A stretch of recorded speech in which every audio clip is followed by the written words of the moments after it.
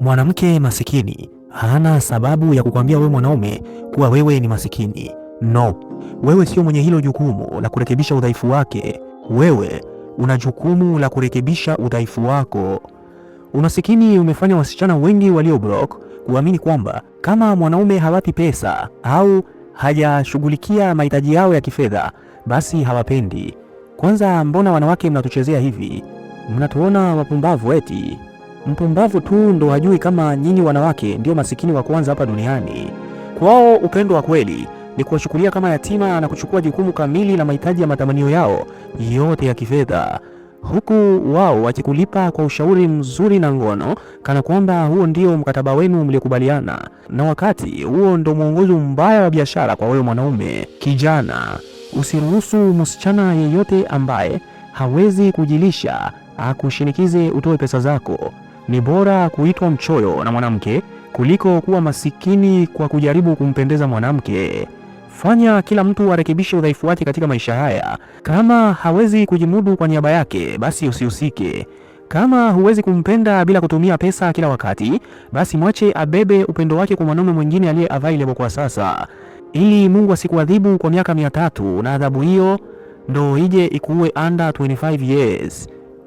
Kweli ninawaambia ninyi, mwanaume yeyote atakayesikia na kufanya ninayofundisha hapa, hakika atazeeka na kuishi miaka 99 kama hatataka tu.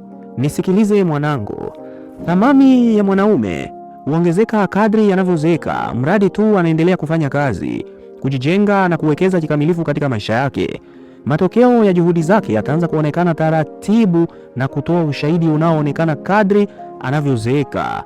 Lakini wakati huo huo, tukienda kwenye thamani ya mwanamke katika uzee, hakuna kabisa. Maana thamani ya mwanamke mara nyingi huwa ni ubikra wake, uzuri na ujana wake. Kisha mkeo kumkuta bikra, au tuambie una mwanamke wa thamani wewe, na hata aliyekula wa kwanza humjui, lakini mali ulilipa yote. Hii ni sawa na kununua gari la zamani kwa bei sawa na mpya.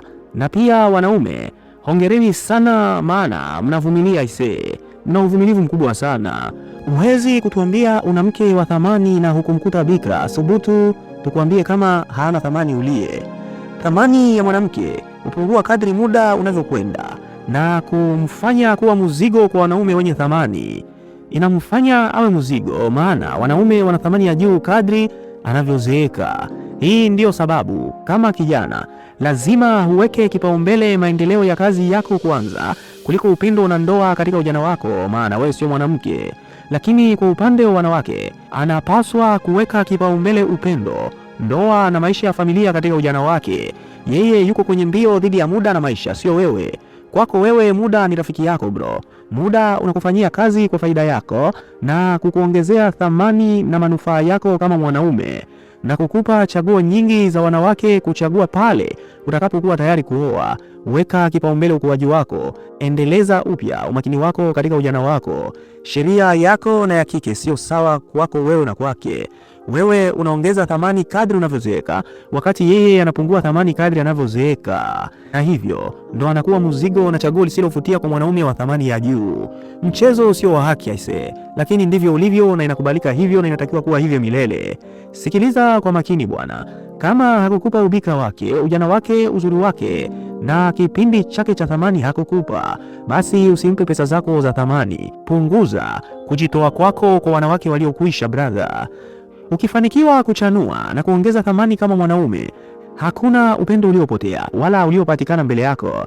Hakuna kupenda kumesha kuisha, hakuna. Utapendwa tu kwa lazima kwa sababu una thamani yako. Kuwa mkali lakini mwenye upendo bro. Mwanaume ni zawadi. Chukua muda wako, fanikiwa na uchague chaguo bora zaidi. Tunaposema mwanamume ndiye zawadi, hatuzungumzii wavulana wadogo wasio na mwelekeo na mpango wa maisha yao, bali wanaume wenye thamani ya juu. Sio kila mwanaume ni zawadi, na nina uhakika si wavulana wadogo wanaohangaika kulipa bili zao na kufuata njia ya maisha yao.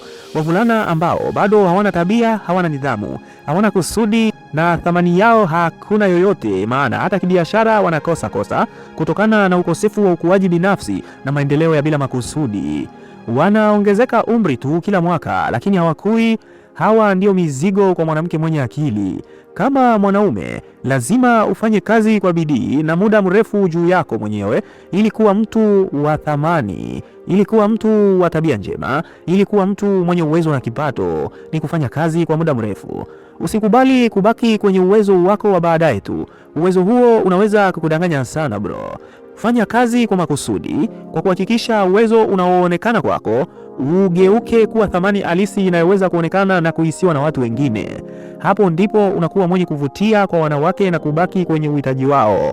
Wanawake wa thamani ya juu hawakubali mtu ovyo, hawafuati na hawatii mwanaume yeyote. Wanachagua wanaume wenye thamani sawa ama zaidi ya sawa. Sasa sikia, katika maisha lazima uwe unaleta kitu halisi mezani zaidi ya pesa wanazoweza kuwa nazo watu wote, maana pesa kila mtu anazo. Pesa ni muhimu lakini haitoshi. Lazima uweze kutoa uongozi, msaada, mwelekeo, ushauri, hekima, tabia, uthabiti na mwongozo kwa ajili yake na familia mnayoianzisha nyie. Inahitaji zaidi ya jukumu la kifedha kuanzisha na kukuza familia bro. Kuwa mwanaume sio cheo tu, ni jukumu.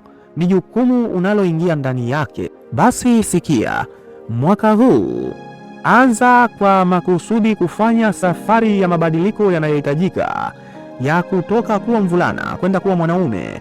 Na safari hii inaanza kwa kuwa na maono yaliyo wazi na mwelekeo wa maisha yako na mustakabali wako. Jipange sana brother. Unadhani inaishia hapa? Hapana. Kama bado hauja subscribe UGC Speaker YouTube channel yetu, basi umepitwa na mengi, lakini ukifanya hivyo hongera sana. Sio mwingine, ni wako mwalimu Kelvin Ndume. Amin.